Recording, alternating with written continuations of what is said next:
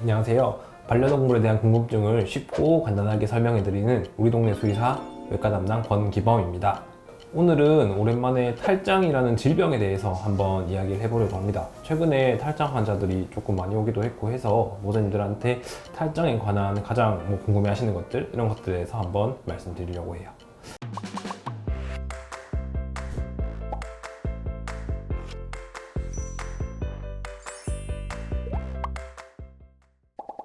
일단은 탈장이라고 하는 거는 복강 내의 장기가 제 위치에 있어야 되는데 제 위치에 있지 않고 삐져나오는 거를 탈장이라고 합니다. 탈장이라고 하는 게 우리가 흔히 생각하는 거는 배꼽 쪽에 있는 제대 탈장이라고 하는 것들을 보호자님들 제일 많이 접하게 되겠지만, 실제로 있을 수 있는 탈장에는 횡격막 탈장, 횡격막 쪽이 찢어져서 혹은 그쪽으로 단계가 탈출해서 벌어지는 선천적인 질환 때문에 발생하는 것들이 있을 수가 있고, 두 번째는 배꼽에서 문제가 생기는 거, 제대 탈장이라고 하는 게 있을 것 같고요. 이것도 배꼽 쪽에 탯줄이 사라지고 난 다음에 잘 닦이지 않거나 아니면은 복부력이 약해져서 생길 수 있습니다. 그다음 세 번째는 서해부 탈장이라고 하는 것들이 될 건데, 서해부라고 하는 거는 사람으로 치면 이제 사타구니에 좀 더 가까울 것 같아요. 그쪽 부분에서 탈장이 발생하는 거. 마지막 네 번째는 회음부 탈장이라고 하는 건데, 엉덩이 쪽에 생식기랑 엉덩이 사이에 있는 부분이 삐져나와서 탈장이 되는 경우를 이야기합니다. 그렇다고 하면 이러한 탈장들이 발생되는 원인에 대해서 한번 생각을 해봐야 될 것 같은데요. 사실 여러 가지 이유가 많은데 가장 흔한 원인 중에 하나는 선천적인 원인이 될 겁니다. 주로 횡격막 탈장이라던가 제대 탈장 같은 것들이 가장 많이 생기게 될 건데, 원래는 횡격막 탈장이든지 제대 탈장 같은 경우는 닦여야 되는 부분인데 충분히 닦이지 않음으로써 그 부분에 지방이라던가 내부 장기들이 빠져나가는 경우가 되게 많을 거예요. 고양이들에서 횡격막 탈장이 굉장히 많이 발생하는 경우가 있고요. 그 다음에 강아지들에서 보호자님들이 계속 이제 왔을 때, 처음에 입양했을 때 배꼽이 좀 볼록한 것 같아요 라고 많이 하시는 게 제대 탈장. 이것도 선천적인 이유가 가장 많을 것 같습니다. 두 번째는 충격 때문에 발생하는 건데요. 교통사고라던가 위에 떨어졌다거나 아니면 부딪혔다거나 아니면 물렸을 때, 굉장히 심하게 물리거나 충격이 가해졌을 때 발생하는 거예요. 외상 때문에 발생하는 거라고 생각하시면 좋을 것 같습니다.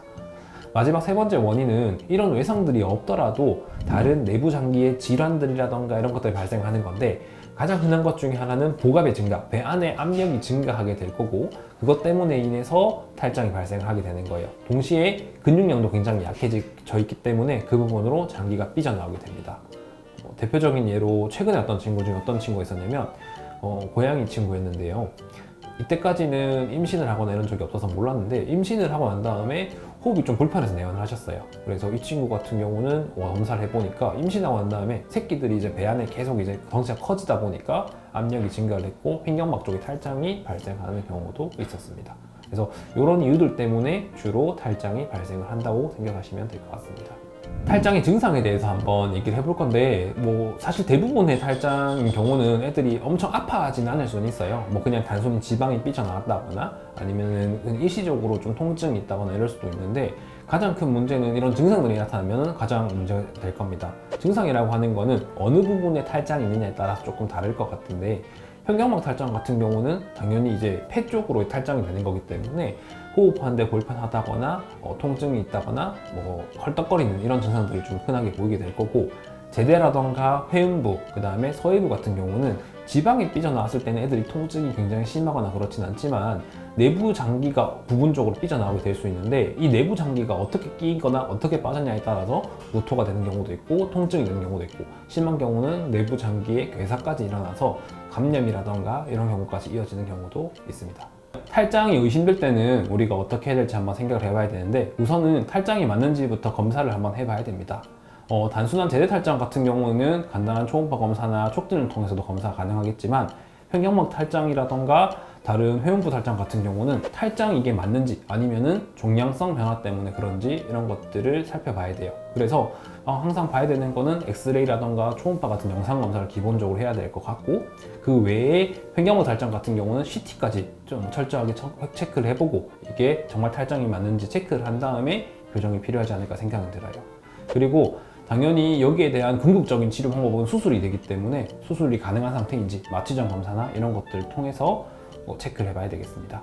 그래서 이런 검사상에 큰 문제가 없다고 하면은 반드시 수술을 통해서 교정해줄 필요가 있는데, 처음에는 무증상일지라도 추후에 이게 방치된 채로 되면은 엄청 문제가 커져요. 최근에 왔던 친구 같은 경우도 탈장된 지 엄청 오래된 시간이 지나다 보니까 탈장된 장기에 해당하는 문제가 있을 뿐만 아니라 그 주변에 탈장된 그 주변 조직들까지 유착까지 굉장히 심한 상태인 친구가 있었어요. 그렇게 되면 치료하고 나더라도 재탈장이 된다거나 그 부분에 변형이 많이 일어났기 때문에 문제가 생길 수 있습니다. 그렇기 때문에 탈장이 보인다고 하면 반드시 조기에 가셔서 탈장이 맞는지 확인을 하시고 적극적인 수술적 치료를 통해 가지고 문제가 없도록 봐주시는 게 꼭 필요할 것 같습니다. 탈장 수술하고 난 다음에 보호자님께 항상 신경 써주셔야 되는 거는, 수술하고 나면은 관리하는 건 당연히 약 먹고 소독하는 이런 기본적인 내용들도 있겠지만 가장 중요한 건 아까 말씀드렸듯이 기저질환이 있는지를 항상 봐야 됩니다. 기저질환이 있기 때문에 탈장이 발생한다고 하면 우리가 수술해서 터진 부위를 꿰맸다 하더라도 반대편 부위가 터지거나 아니면 다른 생뚱맞은 부위가 터진다거나 이런 문제가 발생할 수 있어요. 그렇기 때문에 반드시 탈장 수술 후에 관리하셔야 될 거는 탈장에 해당하는 수술적인 약 먹고 소독하는 것도 필요하지만 기저질환에 해당하는 부분도 반드시 검사를 해서 문제가 있다면 그 부분에 대한 치료도 같이 병행을 하셔야지만 관리가 될 겁니다.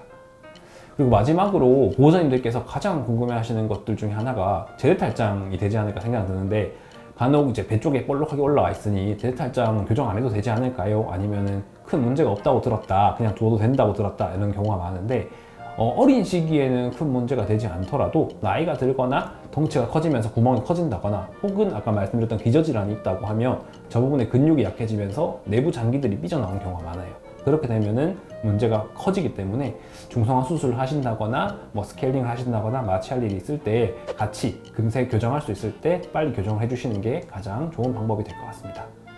오늘은 이렇게 탈장의 종류랑 치료 방법 등에 대해서 한번 알아봤는데요.